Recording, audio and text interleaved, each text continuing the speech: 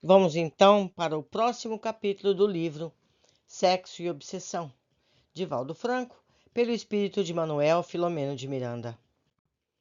Capítulo 16. O reencontro.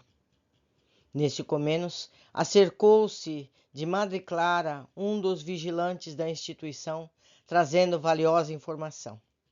A veneranda entidade comunicou ao irmão Anacleto que os convidados acercavam-se do local. Escutamos sons de fanfarras estridentes, de vozerio agitado, misturado a tropel singular. Atendendo o convite mental do benfeitor, acompanhamo-lo à porta de entrada e fui tomado por peculiar surpresa ante o espetáculo que defrontei. Estranho cortejo, imitando o bizarro desfile de carnaval, acompanhava o Marquês de Sade, postado em um carro alegórico de confecção igualmente vulgar, puxado por animais que faziam recordar figuras mitológicas do panteão greco-romano. Tochas inflamadas, de tonalidade amarelo-avermelhada, iluminavam a madrugada escura, enquanto fumo de odor desagradável empestava o ar. Os áulicos do antigo nobre retorciam-se em dança asquerosa, enquanto os espíritos frívolos que faziam parte da comitiva aplaudiam-no estenterosamente. Outros, que se compraziam na vadiagem e que foram atraídos pela exótica exibição, formavam verdadeira multidão de pândegos que gargalhavam e desfrutavam da vulgaridade como se houvessem encontrado novo espetáculo para o prazer doentio.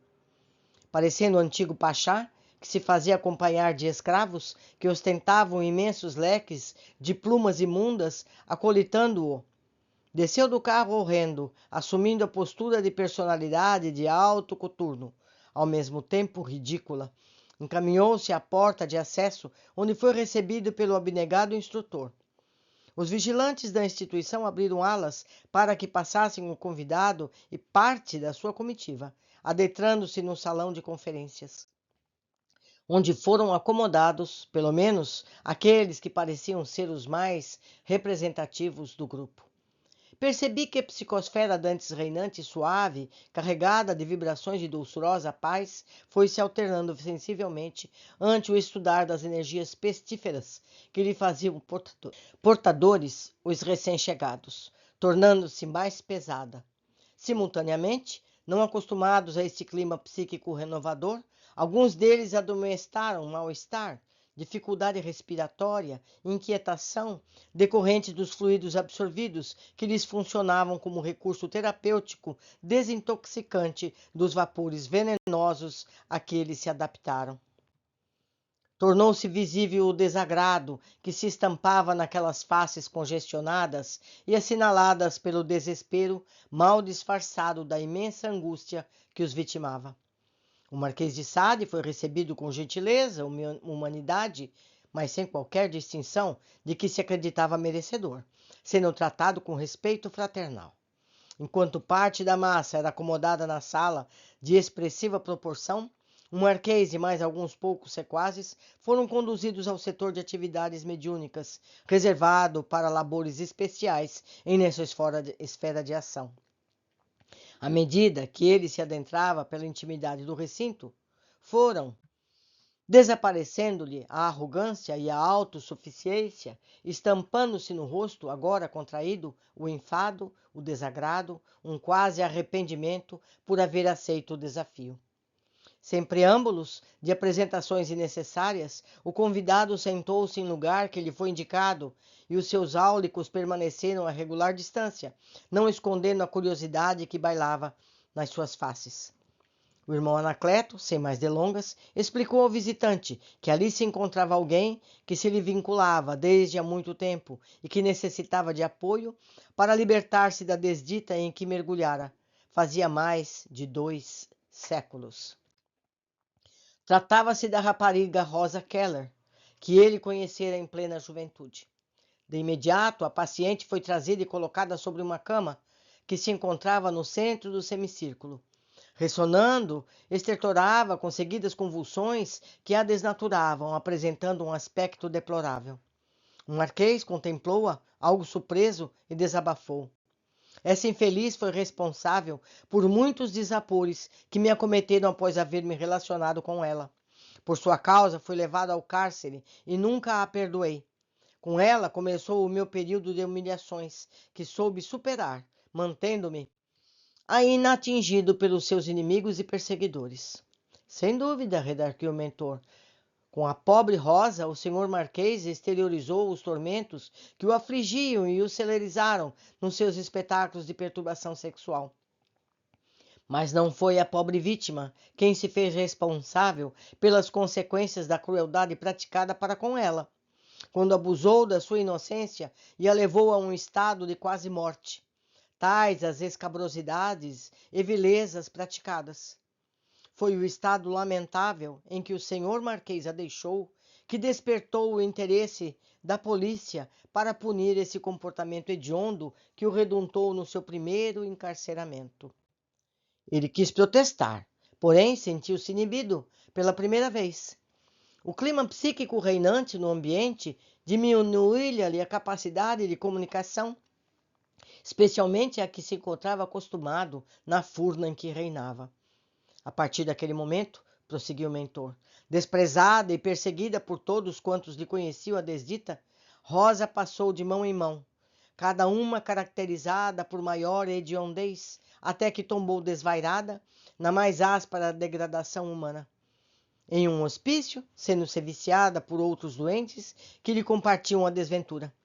E desde quando desencarnou, vem sendo arrastada por espíritos cruéis para sítios de horror, onde tem permanecido, evocando aquele que a infelicitou, desejando de esforçar-se, ou seja, vingar-se. Passaram-se 2 séculos de dor e de sombra, que falta de esperança e de alegria, até que, mais recentemente, luziu-lhe a bendita oportunidade, que agora está sendo convertida em recuperação. Para que haja, no entanto, reequilíbrio, faz-se necessário percorrer um longo caminho que ora se inicia. O amigo fez uma pausa e logo deu prosseguimento. Não nos referimos apenas a Rosa Keller, mas a todos quantos foram vítimas dos desvairios do senhor Marquês, cuja memória na terra está associada às páginas de Justine, de Juliette e de outras personagens moralmente efêmeras a que hoje se alastram pelo mundo como espetáculos de primitivismo, de barbarismo. Gostaria de apresentar ao nosso convidado uma sua antiga amiga, Madame X. Mauro, adormecido, foi conduzido igualmente por padioleiros vigilantes, que colocado em outro lento ao lado de Rosa Keller. O Marquês olhou e revidou, surpreso, interrogando. Sei que a minha querida amiga se encontra nessa estranha forma de sacerdote explorador da infância, mas que tenho eu com esse problema?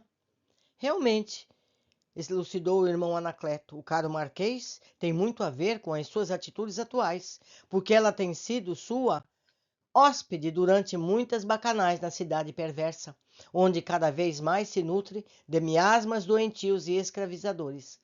Nesta conjuntura, porém, a sua existência deverá redefinir rumos para o futuro, porquanto está a um passo da loucura e do suicídio, tais os desmandos que se tem permitido sob a sua inspiração.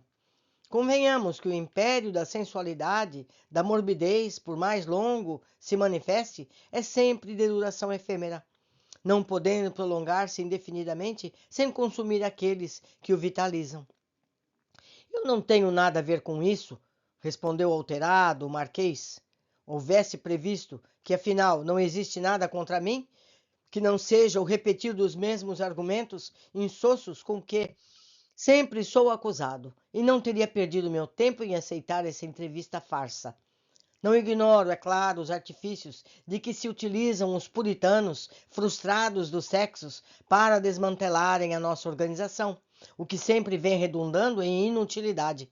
Já que somos poderosos, contamos com o apoio dos homens reencarnados na Terra e outros que se encontram fora do corpo. O sexo é o objetivo único da existência execrável que a vida nos confere. Fruí-lo até a destruição de si mesmo é a única finalidade que dispõe o ser humano. Sei, por experiência pessoal, que a vida não passa de uma neblina que a nossa mente vitaliza ou desorganiza. Tudo quanto operamos pelo pensamento torna-se realidade, merecendo, portanto, somente existir o que nos agrada, o que nos compensa emocionalmente. Sei que um dia me extinguirei, como o fumo que desaparece tão logo termina a fonte de combustão. Por isso reinarei nos meus domínios, propiciando a todos quanto pensam e gozam como eu, o prazer infinito e variado que a imaginação pode conceber. Lamentável quimera, elucidou o benfeitor, na qual o amigo não acredita. Os longos anos de exorbitância e de despudor laceraram-lhe a alma, cujos tecidos sutis estão pejados de energias tóxicas que se vão transformando em tédio com irrupção de violência cada vez mais selvagem, sem atender o insaciável desejo de mais gozo. Tudo chega a um ponto de saturação, até o mal que cada qual se faz a si mesmo e a seu próximo, transformando-se em flagelo íntimo que não mais proporciona o prazer mórbido por ocasionar danos e sofrimentos nos demais. É o que vem ocorrendo com o senhor Marquês. Soa-lhe também a hora da exaustão. A sua imaginação não mais pode conceber nada que não haja sido experienciado. A decantada liberação sexual entre os seres humanos, sobre a sua e outras odientas inspirações, que chegou à Terra por inúmeros ex-residentes da cidade perversa, e após o impacto novidadeiro, vem perdendo adoradores, enquanto alguns ambiciosos, incapazes de progredir mediante processos de honradez e de valor, apelam para as cavilosas manifestações de promiscuidade e das aberrações, fazendo que logo mais esteja totalmente ultrapassada. O ser humano aspira, quer-o ou não, os ideais mais elevados e as patamares diferentes de experiências emocionais, nos quais as sensações são transformadas em emoções em torno do bom, do belo, do libertador. Toda a canga pesa demasiado até tornar-se um fardo insuportável. É o que vem sucedendo com o senhor Marquês. Podemos identificar a sua necessidade de renovação. Captamos as suas aspirações pela liberdade e os anelos íntimos por novas experiências. Calou-se por um pouco e logo deu prosseguimento. Enquanto alguns iniciantes encontravam-se deslumbrados pelos prazeres exóticos e pelas aberrações da loucura, desejando vivê-los até a exaustão, na viagem sem sentido do corpo, que pretendem prolongar fora das vísceras orgânicas, aqueles que se têm entregado à luxúria, ao despautério, encontram-se laços e já desinteressados do jogo ilusório dos sentidos, experimentando a falta do sentimento do amor. Sem o amor, a vida não tem qualquer objetivo, nenhum significado, porque toda a sensação desaparece após ser atendida, enquanto que as aspirações do afeto, do sentimento, da beleza, do conhecimento profundo, da autorrealização, da plenitude cada vez mais motivam, porque tem caráter de sabor, de infinito. Não pense, porém, o senhor Marquês, que estamos desejando violentar-lhe a forma de viver, pela qual optou espontaneamente, e a que se vem entregando desde há expressivo tempo. O nosso é o interesse de libertar Rosa Keller e Madame X, bem como algumas das vítimas da insidiosa enfermidade que as afeta e que, certamente, com seu auxílio será erradicada, beneficiando-o também. O Marquês estrugiu ruidosa gargalhada, esfogueando o semblante, deformando um aspecto mais de máscara que de face, com anomalias decorrentes das construções mentais que o apresentava com características de um fauno mitológico, estranho e aberrante. Um sinal quase imperceptível do irmão Anacleto, Dilermando, que se encontrava vigilante, aproximou-se de Mauro e começou a aplicar-lhe passes dispersivos, a princípio sobre o chakras coronário e cerebral, como se estivesse dissolvendo as energias condensadas naquelas áreas, para logo prolongar os movimentos na direção longitudinal do corpo adormecido.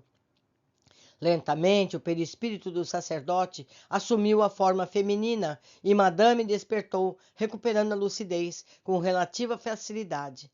Logo após, percorreu os olhos pelo ambiente e identificou o Marquês de Sade, que não sopitou a surpresa do reencontro, sorrindo jovialmente e algo estimulado, provocado pela entidade inesperado constrangimento, quase um receio que não se esforçou em ocultar. A psicosfera ambiente, apesar de saturada de energias superiores, foi se tornando mais densa, à medida que as entidades convidadas começaram a exteriorizar os anelos do seu psiquismo atormentado. Não dominando a surpresa, o Marquês de Sade acercou-se de Madame X. Desejou cingi-la em um abraço afetuoso, no que foi discretamente repelido, causando-lhe singular desagrado. O irmão Anacleto utilizou-se da ocorrência para informar que, naquele momento, seriam estabelecidas diretrizes novas para o futuro, tendo em vista que o império da desordem e da desestruturação de algumas vidas deveria ceder lugar a cometimentos diferentes, ensejando a edificação da felicidade para todos quantos se encontravam envolvidos na urdidura da insensatez. Com segurança, entonação de voz especial, propôs que se iniciassem as atividades espirituais através de uma oração que solicitou ao nobre Dr. Bezerra de Menezes proferir. Sem qualquer delonga, o mensageiro da luz exorou, ou seja, orou. Fez a prece, sensibilizado, a todos tocando igualmente. Jesus, psicoterapeuta por excelência, asfixiados no paú das emanações morpíficas decorrentes da inferioridade moral que ainda nos caracteriza, erguemos o nosso apelo à tua magnanimidade, a fim de que nos arranques do lodaçal em que nos retemos. Cansados do vai e vem da loucura que tem ressurgido nas diversas experiências reencarnatórias, predispondo-nos a recomeçar com disposição nova, por sentirmos chegados o momento da libertação dos condicionamentos infelizes que nos temos permitido ao longo dos séculos de perturbação e primarismo. Tem-nos estendido as mãos generosas e seguras, tentando elevar-nos, enquanto teimamos na permanência da acomodação infeliz, sem aspirações de plenitude. Utiliza-te deste momento de reflexão, alça-nos às regiões lumíferas da espiritualidade, onde possamos aurir energias vitalizadoras que nos emularão ao crescimento interior, longe da perturbação e da desordem. Não é a primeira vez que recorremos ao teu auxílio, que tem estado aguardando pelas nossas decisões. No entanto, é um momento especial em que nos dispomos realmente à mudança e buscamos o teu magnetismo, a fim de encontrarmos a saúde espiritual que nos vem faltando. Todos quantos aqui nos encontramos somos os novos filhos do Calvário, despertando para avançar no rumo dos mais altos cimos. Alonga-te até nós e, sem considerar os nossos pesados delitos, enseja-nos a recuperação indispensável para o recomeço feliz nos tentames iluminativos. Jesus, benfeitor incessante, aguardamos que venhas até nós, que nos encontramos em expectativa de paz e de renovação. Quando silenciou, iluminado interiormente por peregrina claridade radiante, percebemos que flocos diminutos, igualmente luminosos, caíram do alto, tocando-nos a todos, assinalavam-nos com pontos refulgentes que nos produziam inefável bem-estar. O Marquês de Sade, que não estava acostumado com algo dessa natureza, observou a ocorrência entre espantado e receoso, não podendo, porém, ocultar o prazer decorrente da sensação que lhe causava o desconhecido benefício. Enquanto Madre Clara de Jesus envolvia Rosa Keller em energias saturadas de harmonia, a enferma, com as deformações que lhe assinalavam o perispírito, recobrou totalmente a lucidez. Reconhecendo o seu algoz, pareceu tresvairar, gritando desordenadamente: "Que faz aqui esse monstro? Novamente irá torturar-me? Não lhe bastam os longuíssimos dias da minha desgraça? Ainda tenho as carnes dilaceradas pela sua loucura assassina. Socorra-me alguém por piedade." "Acalme-se, minha filha", disse-lhe Madre Clara de Jesus, aplicando-lhe energias dulcificantes. "O senhor Marquês não mais pode afligir a ninguém. A partir deste momento, também ele se encontra em tratamento, dando o primeiro passo para arrumar noutra direção." "Deve ser loucura", interveio o convidado especial, imprimindo na voz ironia e desdém. "Eu aqui me encontro voluntariamente e sem nenhuma disposição para mudar de atitude ou iniciar qualquer tratamento, pois me reconheço saudável, bem disposto no que faço, conforme me sinto e no que aspiro." Acercando-se do irmão Anacleto, esclareceu-o: "Sabemos como o caro amigo se encontra e sente-se. Nada obstante, aqueles que têm sido suas vítimas anelam pela libertação. Estão cansados das sevícias, dos maus tratos, especialmente a nossa amiga Rosa, que após libertar-se da prisão no castelo de Y, vem recebendo o tratamento adequado para o reencontro com a felicidade. Enquanto isso, a vítima do sicário continuava gritando aparvalhada: não me deixem voltar para aquele inferno. Eu tenho direito à paz. Sei que sucumbi 1000 vezes a todos os tipos de torpeza moral, mas não possuía discernimento nem capacidade para lutar contra a desgraça que me devorava por dentro. Sabemos disso, minha filha, prosseguiu a gentil mentora. Ademais, você se encontra hipnotizada desde quando deambulava pelo mundo dos trajes desgastados, da perversão moral a que se entregou. Agora surge uma diferente madrugada, em que você lentamente irá recuperar-se. Não tema, nem se deixe sofrer, porque o mestre do amor ouviu o seu grito rogando socorro e atendeu-a. Ninguém se encontra perdido indefinidamente. O poder maléfico exercido contra você não possui mais qualquer força que a submeta aos caprichos que vicejavam até pouco tempo. Confie e ore nesse momento decisivo da sua vida. Ele desgraçou-me e a muitas vidas, acusou a infortunada, e submeteu-nos a sofrimentos insuportáveis nas furnas em que nos reteve por longos, infinitos anos que não sei contar. Ali, no castelo, a crueldade não tem limites. Todos o sabemos, minha filha, e por isso aqui estamos reunidos, a fim de decidirmos como seguirão as suas existências a partir deste momento. Nominalmente acusado, o Marquês esbravejou. Sempre foi uma louca, a desgraçada, por cuja causa eu sofri penalidade injusta. Por isso mesmo, após a sua morte vergonhosa, arrebatei-a para os meus domínios, no castelo que eu próprio ergui, onde a explorei a expensas dos meus interesses, como é compreensível. Foi ela quem me seduziu, ou melhor dizendo, quem me perturbou a juventude, atraindo-me, vulgar e perversa, aos seus encantamentos sensuais. Assolado nos meus instintos, dilacerei-a, esfogueado pelos desejos que irromperam dominando-me todo o corpo e a mente.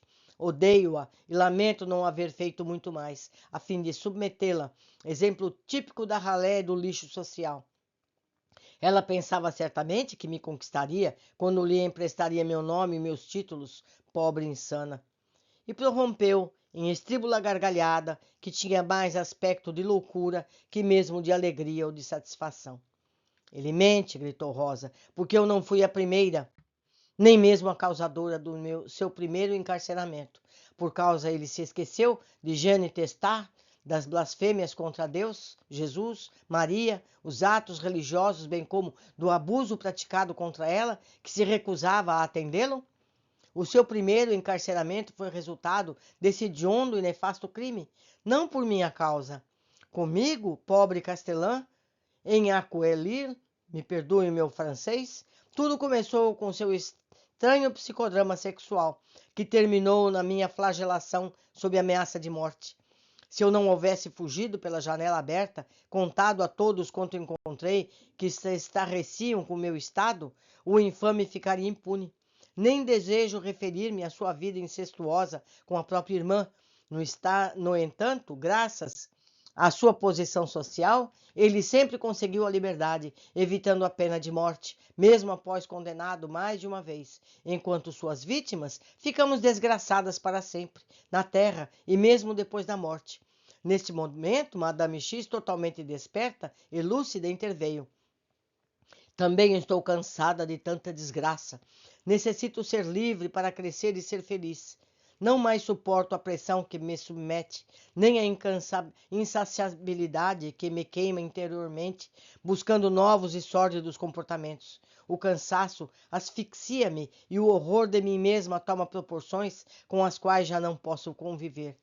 Aspiro por novos comportamentos. Necessito libertar-me da luxúria, da sensualidade perversa que me destrói, e demasiadamente alto o preço de cada comportamento desditoso, infelicitando vidas infantis que estertoram no meu regaço enquanto a perversão me consome sem cessar. E que tenho eu com isso? Interrogou o Marquês. Serei também responsável pela sua casa de perdição nos arredores de Paris, onde se praticavam aberrações que me faziam corar? Quando a visitei pela primeira vez, já era um antro de prostituição da mais baixa qualidade. Poderia mesmo afirmar que ali aprimorei algum dos meus métodos, tal a excelência do que ocorria em excesso de depravação e criminalidade.